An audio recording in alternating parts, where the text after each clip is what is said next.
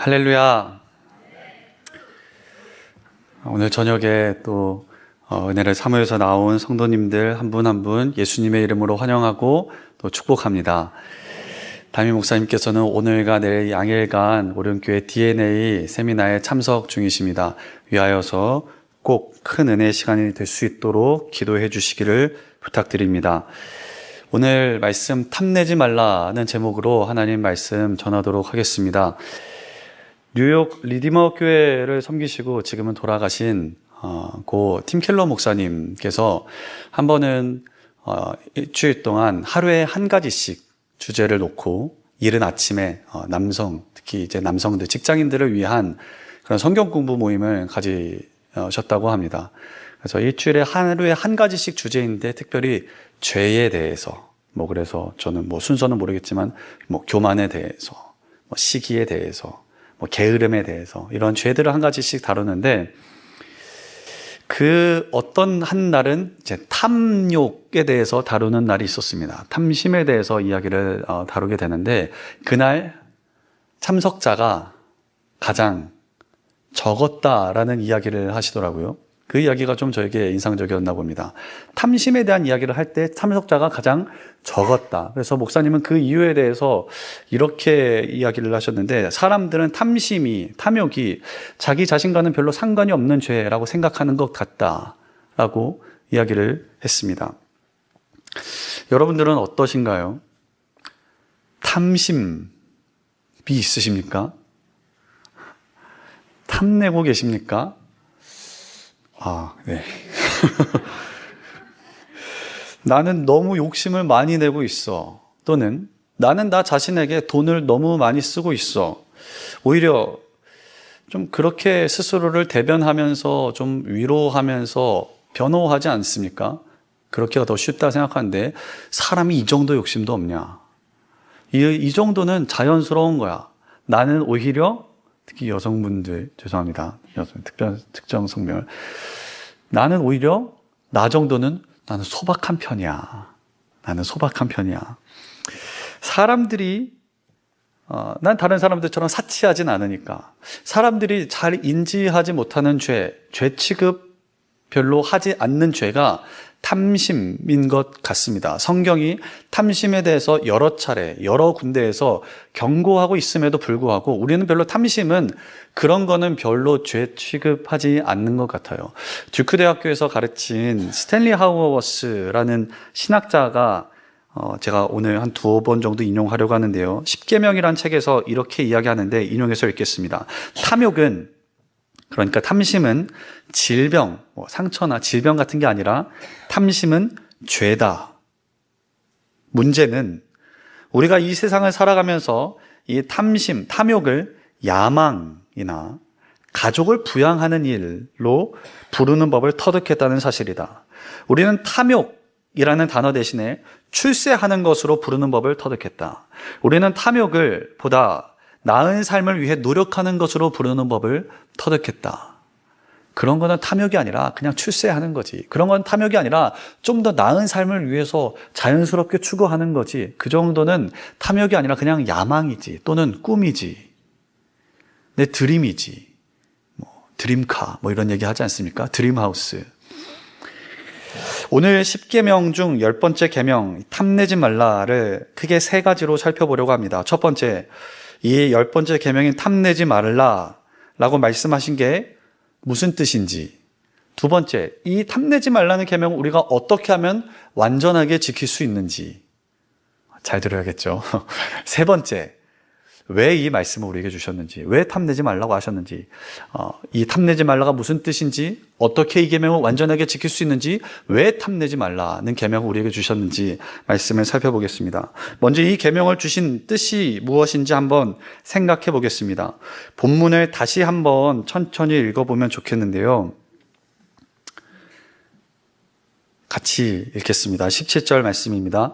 내 이웃의 집을 탐내지 말라. 내 이웃의 아내나 그의 남종이나 그의 여종이나 그의 소나 그의 나귀나 무릇 내 이웃의 소유를 탐내지 말라. 아멘. 집, 아내, 남종, 여종, 소, 나귀, 무릇 그러니까 뭐든지 간에 내 이웃의 소유를 탐내지 말라고 하셨습니다. 이 동일한 본문을 새 한글 성경에서는 이렇게 번역했는데요. 제가 읽어드리겠습니다. 이웃의 집을 넘보지 마라. 이웃의 집을 넘보지 마라. 이웃의 아내든 남자 노예든 여자 노예든 소든 나귀든 이웃의 것은 무엇이라도 넘보지 말아라. 넘보지 말아라. 좀 더 넘본다고 하니까 우리 일상생활 용어 같습니다. 넘본다라는 이 단어의 사전적인 뜻은 어떤 것을 욕심내서 내 마음에 담아둔다는 겁니다. 어떤 것을 욕심내서 내 마음에 담아둔다는 것이 넘본다는 의미인데요. 하나님께서는 본문을 자세히 보면은 이웃의 집을 빼앗지 말아라 라고 하지 않으셨습니다. 이웃의 소를 강탈하지 말아라, 이웃의 아내와 간음하지 말아라 하지 않고 탐내지 말라고 하셨습니다. 이 탐내다로 번역된 히브리어 단어는 강하게 욕망한다, 강하게 원한다는 뜻인데요. 누구의 것을? 이웃의 것을 그렇게 강하게 원하는 것이 탐심이라는 겁니다. 이웃이라는 거는 우리 옆집 사는 사람도 이웃이겠지만은 우리가 매일마다 마주치는 사람이라고 할 수 있죠. 우리가 매일 만나는 사람, 자주 만나는 사람, 같이 교제하는 사람이 종종 우리의 탐심의 어떤 대상이 되곤 합니다. 아까 말씀드린 신학자 스탠리 하워스는 십계명의 다른 곳에서 이렇게 말합니다. 탐욕과 시기라는 지극히 평범한 죄를 보다 뚜렷하게 관찰할 수 있는 곳은 바로 우리의 일상이다. 일상에서 탐심을 가장 잘 볼 수 있다고 이야기합니다. 우리는 이웃이 소유하고 있는 것을 우리도 마땅히 소유할 자격이 있다고 생각하고 이웃이 소유하고 있는데 내가 소유하지 못할 때 자존심이 상한다. 이웃이 소유하고 있는 건 나도 소유할 수 있는데 소유해야 마땅한데 저 사람이 가지고 있는 것, 그의 집이나 그의 아내나 그의 자녀나 그의 소유, 어떤 것이든 그의 능력, 외모, 어떤 것이든 그가 가지고 있는 것, 그의 명예, 그의 인정받는 것을 내가 갖지 못할 때 우리는 자존심이 상한다. 자존심이 상한다. 옷이 참 예쁘네. 저 권사님 어디서 저런 옷을 샀지? 그것도 저렇게 싸게 샀지? 싸게 어디서 저렇게 샀지? 저 목걸이가 참 통통해 보이는데 저거 금일까? 순금일까? 얼마나 무게가 나갈까? 저 집 자식은 대학을, 직장을 잘 들어갔네, 잘 갔네, 결혼을 잘했네, 여러 가지가 있을 수 있겠죠. 근데 내 집은, 내 소유는, 내 외모는, 내 가진 것은 그렇지 못할 때 자존심이 팍 상하는 겁니다. 탐심의 모습입니다. 민수기 11장을 보면 백성들이 탐욕을 품었을 때의 모습을 이렇게 묘사하고 있는데요. 11장 4절 말씀에 그들 중에 섞여 사는 다른 인종들이 탐욕을 품음에, 주변의 다른 민족들이 탐욕을 품음에 이스라엘 자손도 다시 울며 이르되 누가 우리에게 고기를 주어 먹게 하랴. 식탁에 대해서 탐심을 품으니까 만족스럽지 않은 겁니다. 그리고 이 탐욕에 대해서 이스라엘 자손들이 울면서, 우리 보통 울면서 기도하면 하나님께서 그래도 들으시지 하고 생각하지 않습니까? 지금 울면서 이야기하고 있는 거 아닙니까? 누가 우리에게 주어 고기를 먹게 하랴 하면서 울면서 기도하는 것에 대해서 하나님께서 뭐라고 이야기하시는지 그 뒤에 말씀을 제가 읽겠습니다. 10절 말씀에 이 울며 불평하는 이 이스라엘 백성들에 대한 반응, 탐심에 대한 하나님의 반응이 이렇습니다. 백성의 온 종족들이 각기 자기 장막문에서 우는 것을 모세가 들으니라. 이러므로 여호와의 진노가 심히 크고 모세도 기뻐하지 아니하여. 하나님, 저도 저게 갖고 싶은데 왜 저는 안 돼요? 엉엉 하고 울면 하나님께서 그래, 내가 네 마음 안다, 위로를 해주시는 게 아니라, 탐심은 위로의 차원이 아니라 회개의 차원으로 우리가 접근해야 됩니다. 나도 저게 갖고 싶은데요. 위로할 문제가 아니라 회개할 죄인 겁니다. 탐심은 시기와도 연결되고 시기와도 연결이 되고 교만과도 연결이 되는데요. 저는 말씀을 준비하면서 시기와 탐심, 교만과 탐심을, 나는 탐욕에 대해서 설교를 준비를 하고 묵상을 하고 있는데 자꾸 교만 쪽으로, 시기에 대한 이런 어떤 진리들, 죄와 자꾸 잇닿아 있는 것을 보면서 이게 딱 잘라지지 않는구나 라는 생각이 들었습니다. 죄는 연결이 되어 있어요. 내가 탐심을 품으면 탐심에서 그치지 않고 시기로, 교만으로, 미움으로, 다툼으로 이어지게 됩니다. 야고보서 1장 15절 말씀에 욕심이 잉태한 즉 죄를 낳고 죄가 장성한 즉 사망을 낳는다고 했습니다. 욕심이 우리 마음에 들어오면 가만히 욕심 하나로 구석에 자리를 잡고 있는 게 아니라 이게 번식을 한다고 사도 야고보가 성경의 진리 가운데 우리 이야기합니다. 욕심이 우리 가운데 들어오면은 자라서 죄를 낳는답니다. 죄도, 이 죄도 낳고 저 죄도 낳고 죄가 그리고 자라서 사망, 그 사람의 영혼을 죽인다 하고 성경이 이야기하고 있습니다. 다윗의 마음에 탐심이 들어왔습니다. 오늘 본문에 나온 것처럼 이웃의 아내를 넘보는 일이 다윗의 마음에 들어왔습니다. 그 일로 인해서 그 탐심이 탐심으로 끝이 나던가요? 그렇지 않죠. 탐심으로 인해서 밧세바, 우리아의 아내를 빼앗고 간음으로 탐심이 이어지고 그 간음에서 멈추지 않고 거짓으로 이어지게 되고 마침내 살인죄까지, 그리고 나아가서 하나님과의 관계까지 단절되는 죄까지 낳는 것을 우리가 보게 됩니다. 그런 점에서 탐심은 작게 여길 문제는 아닌 것 같습니다. 탐심이라는 죄를 우리가 단호하게 끊어내야 할 것 같습니다. 본문을 보면 무엇을 탐내고 있습니까? 먼저 이웃의 집을 탐내고 있습니다. 우리가 평소에 이웃이라는 단어 일상에서 저는 잘 사용하지 않는데 오히려 이 이웃이라는 단어를 친구라고도 번역할 수 있는데 저는 그렇게 했을 때 좀 더 와닿는 것 같더라고요. 내 이웃의 집을 탐내지 말라. 즉 내 친구, 네가 가까이 교제하는 그 사람이 사는 집을 탐내지 말아라. 집이 참 좋네. 걔네 집 좋네. 뭐 좋은 집이 어떤 게 좋은 집인가요? 비싼 집이요? 비싼 집, 넓은 집, 새 집, 뭐 이런 것들이 보통 좋은 집 아닙니까? 뭐 역세권 이런 집, 얼마짜리 집이네, 몇 평이네, 새 집이네, 넓네, 집 좋네. 친구의 집을 보고 탐을 내죠. 우리 집은 몇 년씩, 뭐 언제 지은 건데, 몇 평밖에 안 되는데, 뭐 이거는 내 집도 아닌데, 뭐 월세인데, 탐을 내는 거죠. 여기서 집으로 번역된 히브리어 단어는 이웃의 집을 탐내지 말라고 했는데요. 집으로 번역된 히브리어 단어 바이트는 그 가족으로도 번역을 할 수 있습니다. 그러니까 내 이웃의 가족을 탐을 내지 말라라고도 생각할 수 있는데, 가족을 탐낸다는 게 무슨 뜻일까요? 바로 뒤이어서 나오죠. 내 이웃의 아내를 탐내지 말아라. 남의 아내를 왜 탐을 냅니까? 성적인 욕망이라도 생각할 수 있지만 저 집 아내는 뭐 예쁜데, 저 집 남편은 능력 있는데, 저 집 남편은 아내는 뭐 성품이 너무 좋은데 우리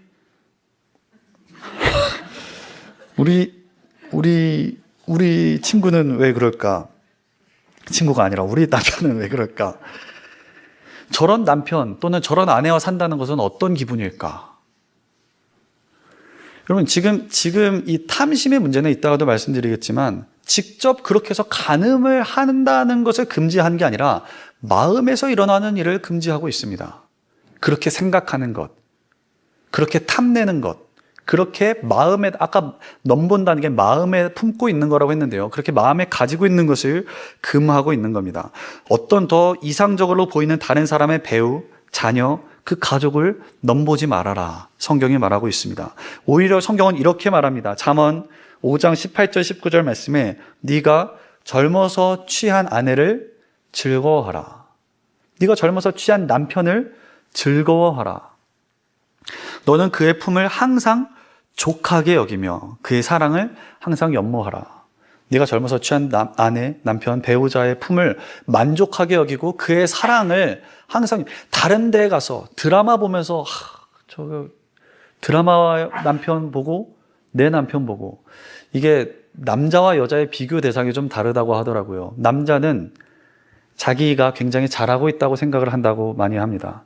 저도 제가 잘하고 있다고 생각을 하는데, 집에서. 여기 계신 남성분들 아마 대부분 잘하고 계신다고 생각할 텐데, 아내분들의 생각은 그렇지 않을 겁니다. 왜냐하면 남자는 비교 대상이 자기 아버지래요.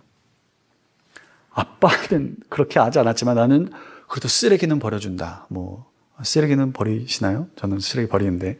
근데 여성분들의 보통 비교의 대상은 드라마 속 주인공이랍니다. 그래서 보통 남자는 내가 더 잘하고 있다, 여자는 우리 남편은 못하고 있다, 그렇게 생각을 많이 한다고 하더라고요. 여기서 이 족하게 여긴다, 만족하게 여긴다는 표현은 탐심과 정반대되는 표현입니다. 탐심과는 정반대되는 표현이죠.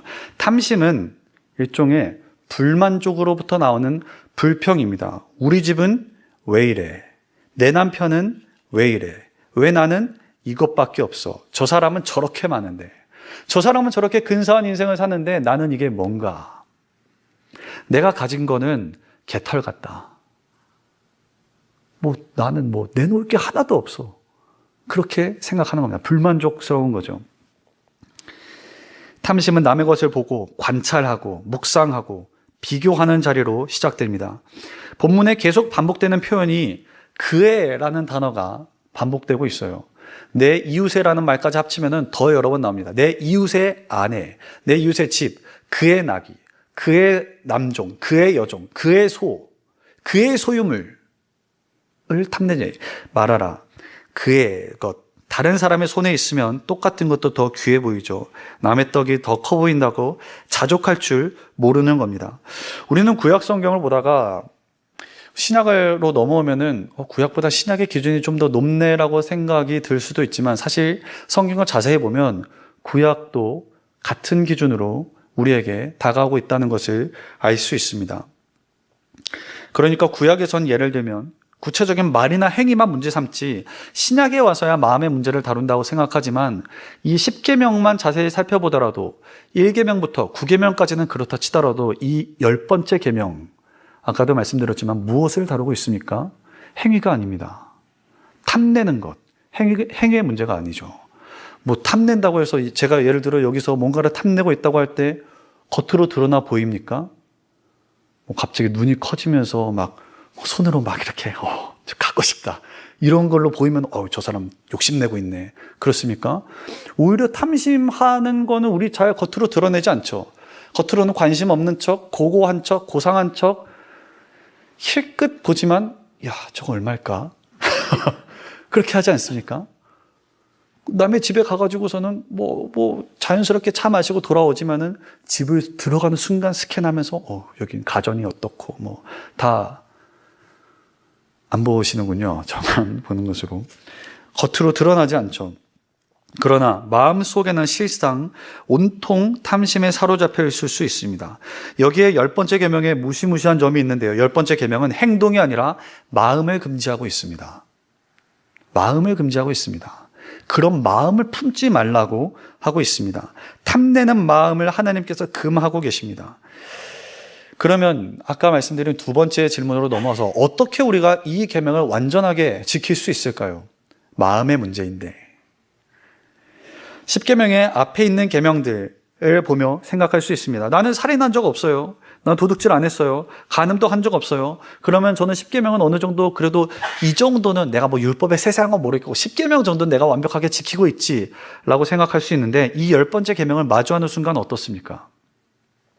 탐내지 말아라. 정직하게 이 말씀 앞에 섰을 때 저는 떳떳한데요? 라고 할 수 있는 사람이 있을까요? 이 10번째 계명은 직접적으로 우리의 마음을 문제 삼고 있습니다. 이건 마음에서 일어나는 일이죠.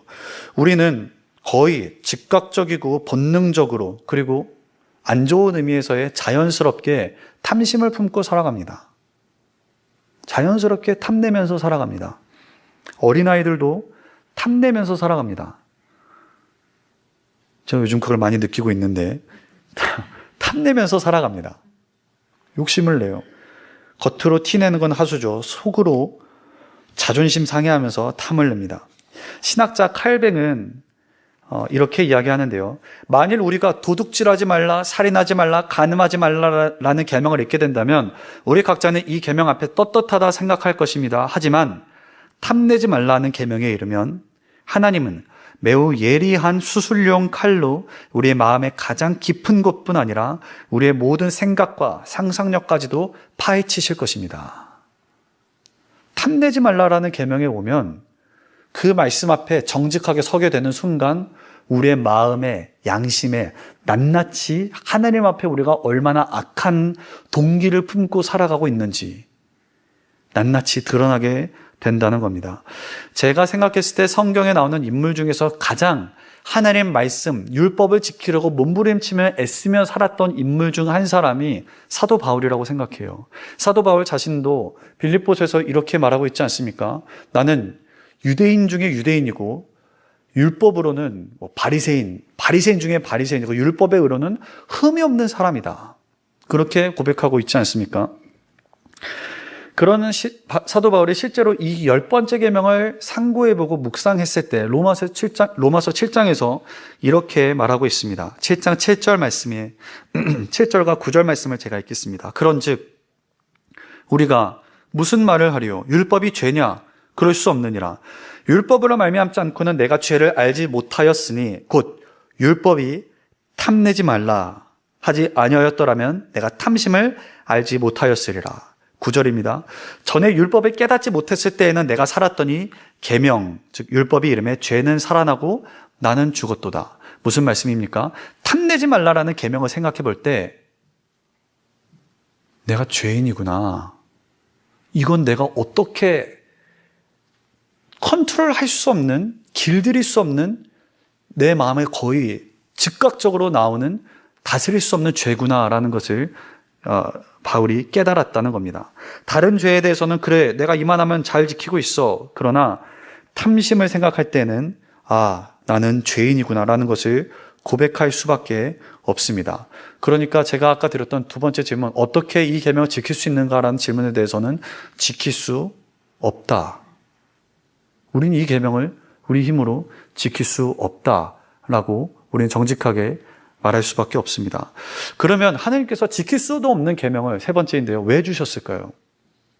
왜 탐내지 말라? 우리는 탐내는 존재인데 자연스럽게 어려서부터 탐내며 장난감부터 시작해서 어른의 장난감이 자동차 같은 거 아니겠어요? 맨날 탐내면서 살아가는데 왜 지킬 수도 없는 것을 하나님께서 지키라, 탐내지 말아라 라고 말씀하셨을까요?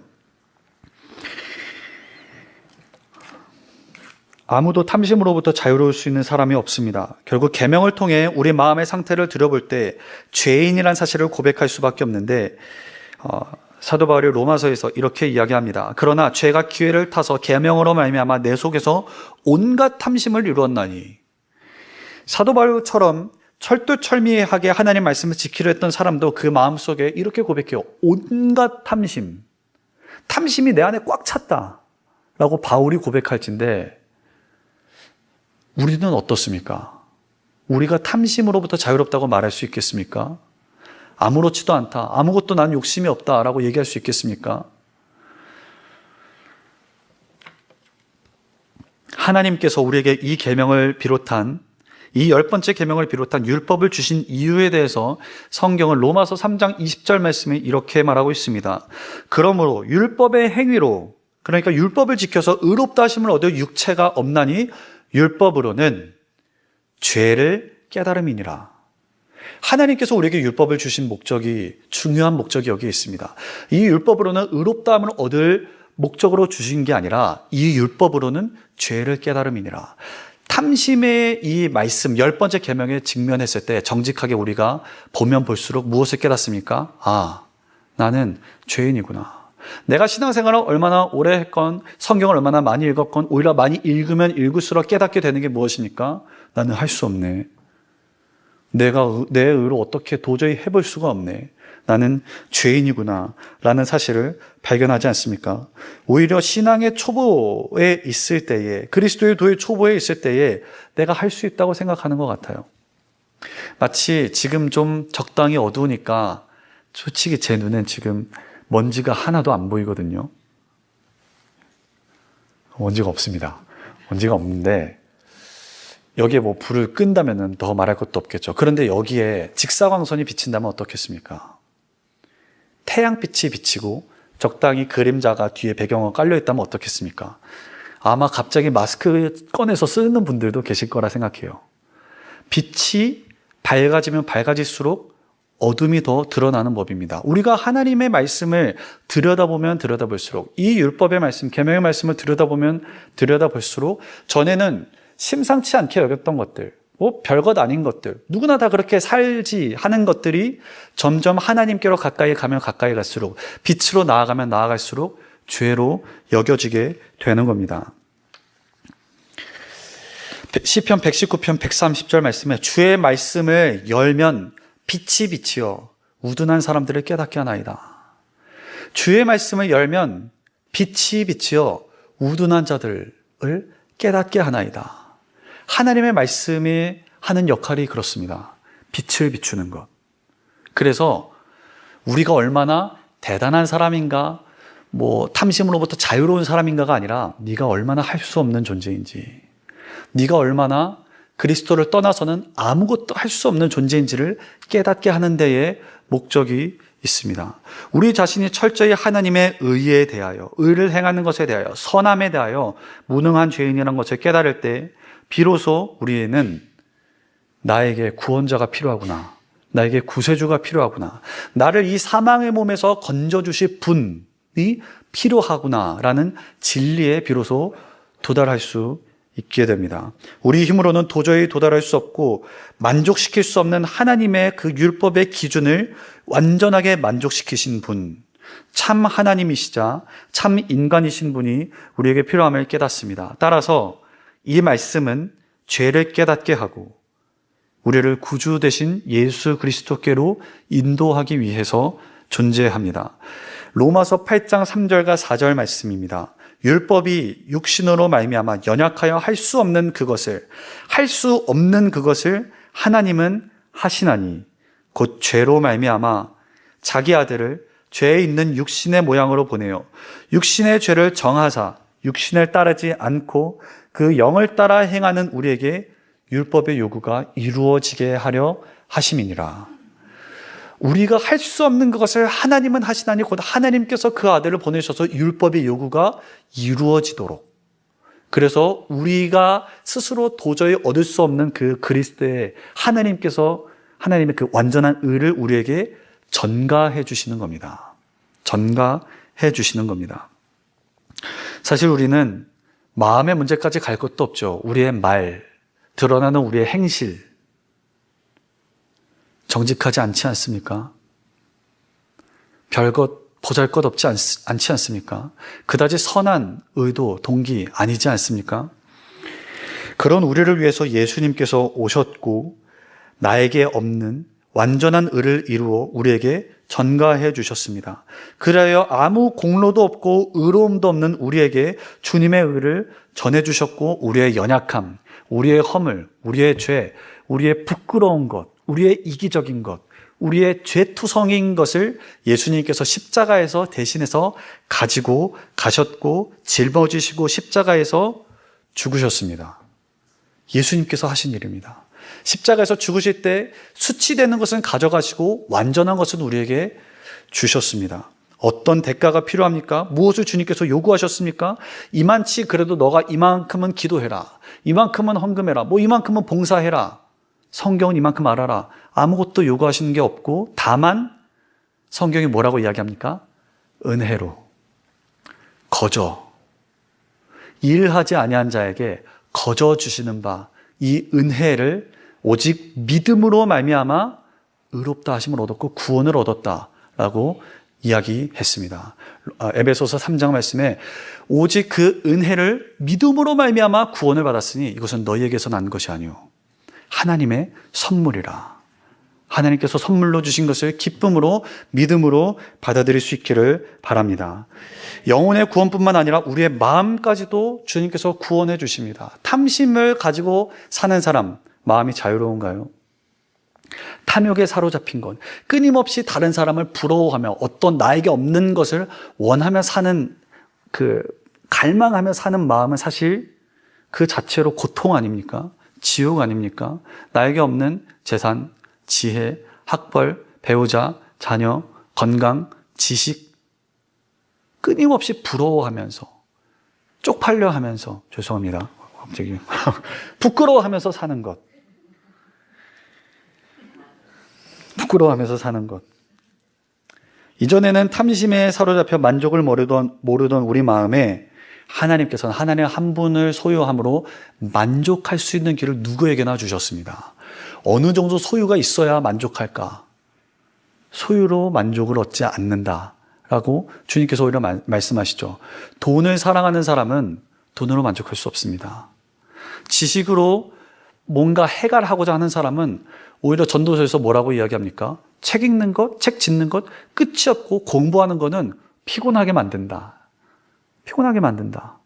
돈을 사랑하는 것, 돈 많은 것, 그 일반하게 악의 뿌리가 된다. 도리어 자족하는 마음이 있으면 경건에 큰 유익이 된다고 말씀하지 않으십니까? 그런데 우리의 마음에는 하나님이 아니고선 도저히 채워질 수 없는, 왜냐하면 우리를 하나님의 형상으로 창조하셨기 때문에 하나님이 아니고는 도저히 채워질 수 없는 그 공간, 돈을 아무리 때려 부어봐도, 자녀가 서울대 뭐가 제일 세죠? 의대. 제가 신학교밖에 안 나와가지고 잘 몰라서. 서울대 의대 아니라 하버드 그런 데를 가도 만족스럽지 않아요. 만족스럽지 않아요. 첫째가 그렇게 하면 둘째도 가야지. 둘째가 못 가면 또 속상할 거 아닙니까? 그거 대학교 그렇게 들어갔으면은 뭔가 또 잘해야 되고, 그 다음에도 효도해야 되고, 결혼도 끝이 없습니다. 끝이 없습니다. 하나님 한 분을 소유할 때에 참 만족이 있는 줄로 믿습니다. 우리는 하나님을 사랑하도록 지음받았기 때문에 오직 하나님만이 우리의 가장 깊은 욕구를 만족시킬 수 있으십니다. 말씀을 맺겠습니다. 오늘 우리는 탐내지 말라 10번째 계명 함께 살펴보았습니다. 이 계명은 행동이 아닌 마음의 문제를 지적하고 있습니다. 우리로서는 그 마음의 문제를 도무지 완벽하게 지킬 수가 없습니다. 오히려 이를 통해 우리는 우리의 죄를 깨닫게 되고 결국 우리를 위한 구원자 예수님이 필요함을 깨닫는 자리로 나아가게 됩니다. 마음을 다해 예수님을 붙들고 예수님께서 행하신 일을 붙들고 은혜를 붙들고 우리 자신을 의지하지 않기를 바랍니다. 은혜를 붙들고 그분을 의지하여 살아가는 저와 여러분이 되기를 주님의 이름으로 축복합니다. 함께 찬양하며 기도의 자리로 나아가겠습니다.